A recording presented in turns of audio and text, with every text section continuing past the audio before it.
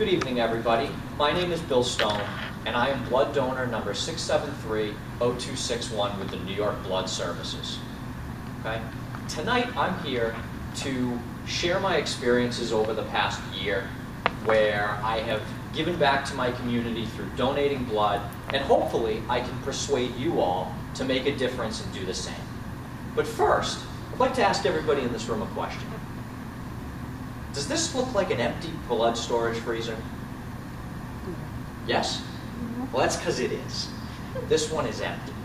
And this happens. It really does. It happens during the summer times when people are on vacation and there's more accidents. It happens during events like Hurricane Sandy, when blood drives are canceled and when more consumption is required in order to deal with the nation's medical needs. Okay? And it just goes to show what the need for blood donation is. So who in this room here has ever given blood? Who's ever donated blood before? Excellent. I appreciate it. And I hope that this presentation actually persuades you to go ahead and do it again. So for those that haven't, Vikas, had you ever given blood? No. Why? Not here. They don't allow me to give over here because I am from a different country. Okay. Brian, have you given blood? Yes, sir. Why have you given blood? I had extra. Good point. Thank you. So it's easy to understand all the reasons why certain people may never have given blood before. They're busy. They're afraid. They don't want to. They think they need it. But at the end of the day, the world needs blood. Okay? Why do we need blood? Well, as I said before, the nation needs blood in order to handle with the medical procedures, accidents and trauma and different things like that. Other points? Blood is the key to life. I read a number of articles, one of them by a company called A Health Study. And they had stated that human beings have typically 10 to 12 pints of blood, roughly 5,000 to 6,000 milliliters of blood, and if you lose upwards of 30 to 40% of that blood, your body can begin to go into shock, and eventually it will lead to death. Okay, blood is the key to life. Second, blood cannot be manufactured.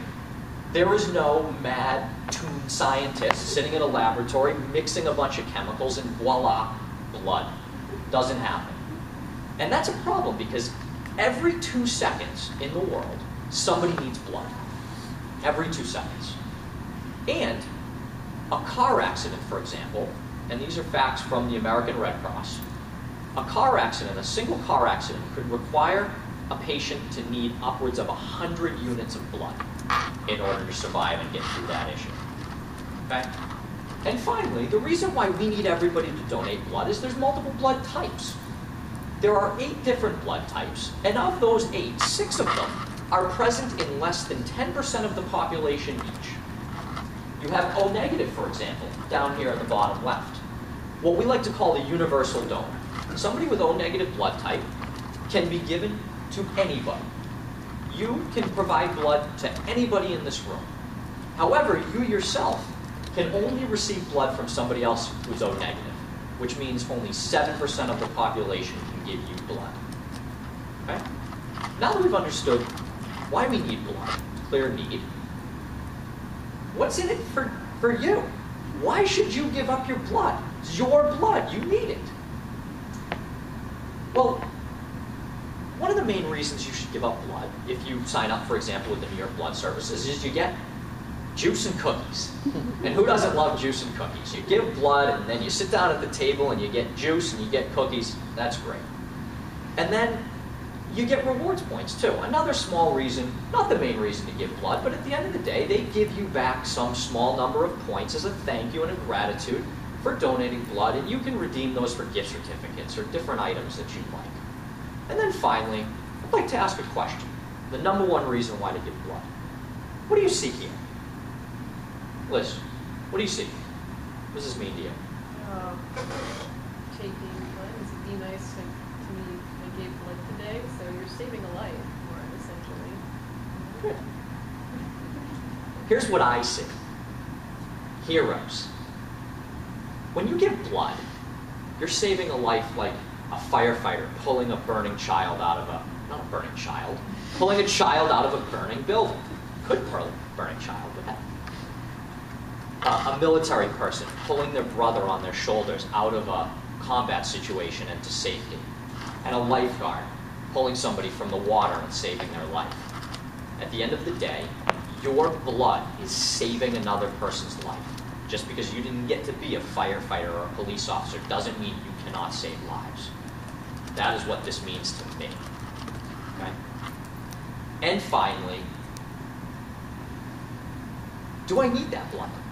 You know, there's always an overarching question of, if I give up this blood, what will there be problems for me? And how does this create an issue for me? And the answer is no. You don't need the blood they're taking. You need a lot of blood, but you don't need that pint of blood they're taking. All right?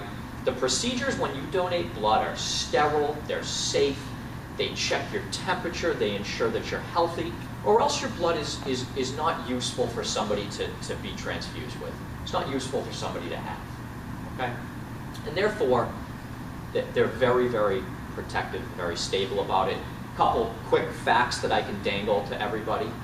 You're only able to give blood once every 3 months. So even if you wanted to go give it every day, you can't. Once every 3 months, that's the maximum. 10%.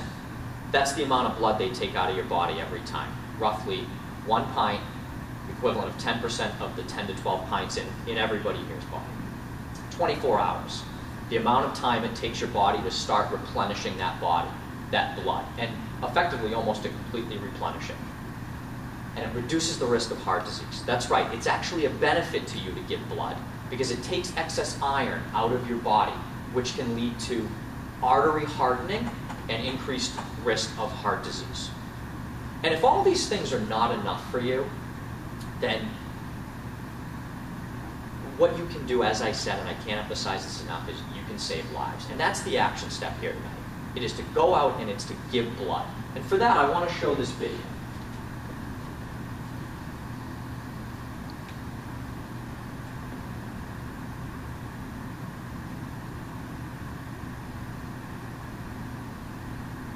I was in a car accident when I was 7 years old.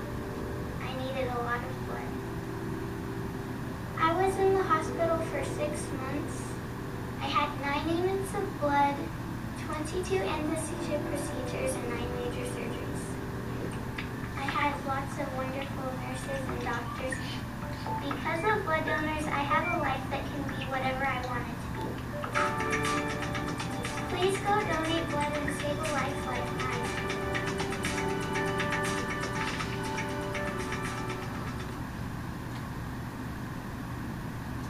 Now, as you can see, Brenna Payne's life is a life worth saving.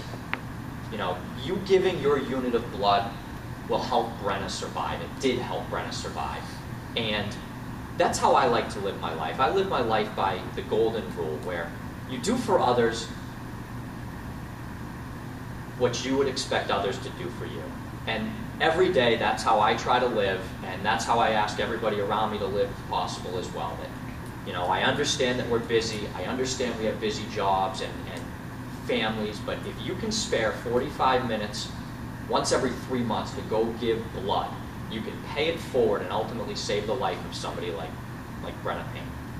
So please, go out, sign up for the next blood drive here at Merrill Lynch, go to your local blood bank, give a pint of blood.